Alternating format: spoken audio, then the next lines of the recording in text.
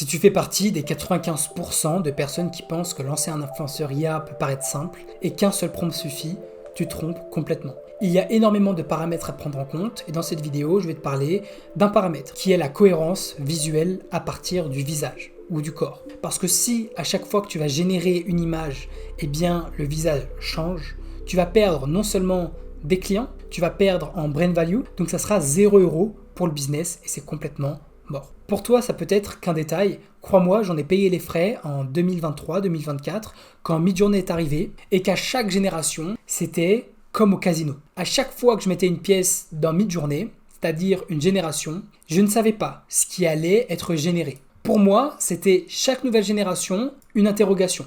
Est-ce que le visage va être ressemblant? Est-ce que le nez va être pareil? Est-ce que la bouche va être pareille?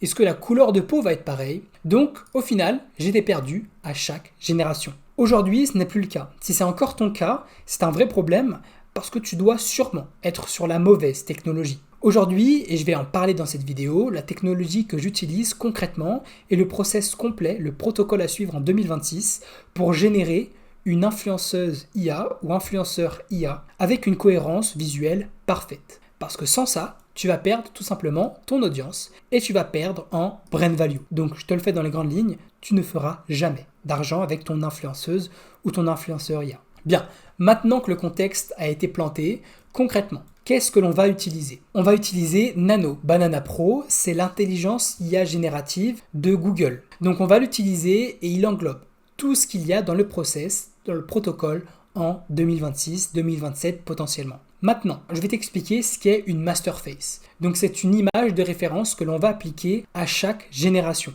Je te donne un exemple. Ici, c'est Yuna, c'est une influenceuse IA qui fait aussi de l'UGC. Comme tu peux le voir ici, on a le même visage à chaque génération, que ce soit en termes d'œil, que ce soit en termes de nez, que ce soit en termes de bouche, que ce soit en termes de proportion, c'est-à-dire la silhouette, elle reste la même. Mais pourquoi? Parce qu'on a veillé à avoir une master face. La master face, c'est une image de référence et c'est celle-ci. C'est celle que tu vois, que j'affiche à l'écran et à chaque génération, elle est présente. Bien. Donc ça, c'est notre cœur du système. Si tu ne savais pas ça, tant mieux. Tu viens d'apprendre quelque chose qui va littéralement te sauver d'ici les prochains jours et au cours de ton aventure dans l'entrepreneuriat avec les influenceurs IA. Donc concrètement, une fois qu'on a notre image de référence, celle-ci, on va l'utiliser avec un prompt, donc ce qu'on peut appeler aussi un contexte. Donc on ajoute notre image et le contexte. Donc concrètement ici, c'est notre image juste ici et le contexte juste là, donc notre prompt. L'IA va s'occuper de générer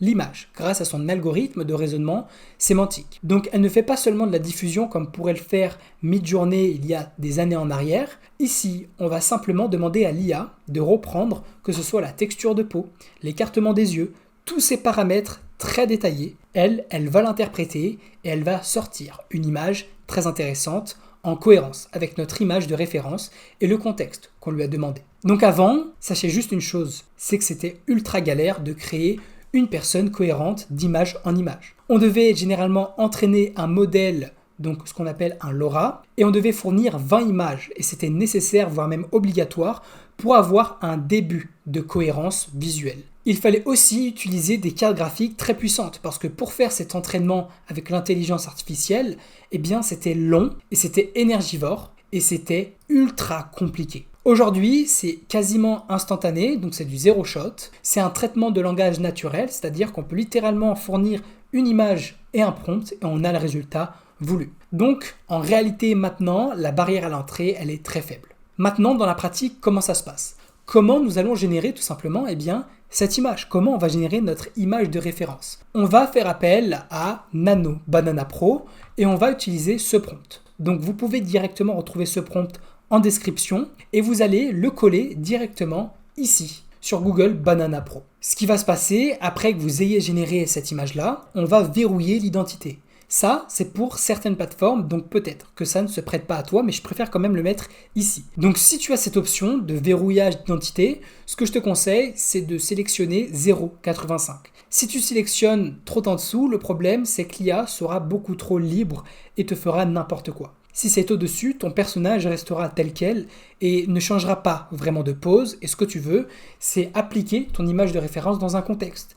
Et pas qu'il génère tout simplement ton image de référence une deuxième fois parce que tu as été trop dur avec ta température ici qui sera à 9 ou à 1. D'accord? Donc utilise vraiment le 0,85. C'est le petit secret, le petit sweet spot. En ajoutant à ça, du coup, le contexte. Donc ça va être ton prompt. On est d'accord, tu as généré l'image en premier lieu. Donc le visage maître, ton image de référence. Et avec celle-ci, tu peux tout simplement utiliser des prompts comme Maya à la plage, si ton influenceuse s'appelle Maya, Maya en soirée, Maya au bureau. L'idée, c'est toujours d'avoir une action, un lieu, avec justement cette image de référence. Ça, c'était le côté théorique. Maintenant, on va passer au côté pratique et je vais te montrer concrètement comment on fait. On se retrouve maintenant sur la pratique et sur cet écran-là, je vais te montrer comment générer ton image de référence. Donc ça va être très simple. Tu vas copier le prompt qu'il y a dans ma description. Si tu veux modifier certaines choses, si tu veux modifier par exemple l'origine, ou tout simplement si c'est une femme ou un homme, son âge, que ce soit les cheveux, que ce soit aussi les yeux, tout cela, tu peux le faire. Mais ce qu'il faut que tu gardes dans ce prompt, c'est portrait studio hyper réaliste. Ça va être aussi visible skin port, regard neutre, éclairage doux, face caméra. Après le reste, tu peux changer, tu peux ajouter des choses si tu veux, mais ce n'est pas très important par la suite parce que concrètement, on va simplement créer une base ici. Si tu veux par exemple ajouter des accessoires ou quoi que ce soit, on pourra le faire plus tard, d'accord? Là, ça va être simplement la création d'une image de référence. Donc, sache une chose, ce que tu vas écrire dans ce prompt et l'image qui va être générée par la suite, eh bien, ça va être ton image qui va te suivre tout au long de tes générations. Donc, ce qui va s'afficher là, s'affichera dans toutes tes prochaines générations. Ok? Que ce soit ton influenceur ou ton influenceuse à la plage, à la salle de sport, tout cela, tout ce que tu vas mettre dans cette image sera visible. Donc, fais bien attention à être au plus minimaliste possible et tu pourras rajouter par la suite certaines choses. Donc, c'est pour ça, pas trop d'accessoires. Si tu veux mettre par exemple un collier ici dans ce prompt, sache une chose, c'est que le collier sera visible de partout. Exemple, ici tu vois le collier, ici tu vois le collier, ici tu peux voir le collier, parce que dans mon image de référence, il y a tout simplement le collier, juste là. D'accord? Ici, les boucles d'oreilles, pareil. Donc, fais bien attention à être minimaliste. Et tout ce que tu vas mettre dans ton prompt de référence sera littéralement la référence pour les prochaines générations. Ok? Une fois que ça c'est clair, tu vas d'abord vérifier que tu es bien sur le logage Nano Banana. Si ce n'est pas le cas, sélectionne-le. Parfait, l'image a été générée, donc ça, c'est mon image de référence pour mon influenceuse IA. Donc on peut voir que la texture de peau concrètement peut être pas mal, voilà, mais ce n'est pas encore réellement ce que l'on veut. Nous, on veut vraiment augmenter le réalisme de notre influenceuse ou de notre influenceur. Donc ce qu'on va faire, c'est qu'on va tout simplement ajouter cette image-là à notre prompt. Donc toi de ton côté, si tu n'es pas sur cette même plateforme, tu as simplement à télécharger la photo et à l'ajouter généralement sur le petit plus quand on te le demandera. Avec Nano Banana Pro sur toutes les plateformes, il est obligatoire normalement, si tu as bien sélectionné créer une image, d'avoir un invité de prompt, mais aussi d'image. Donc tu sélectionnes bien l'image que tu viens de générer, donc de ta base d'images de référence. Et tu vas copier le prompt que je t'ai mis aussi en description. Et celui-ci, il va te permettre tout simplement de générer l'image en question, ton image de référence finale. Ok? Voilà. Maintenant, tu l'as vu, c'est tout simplement en JSON.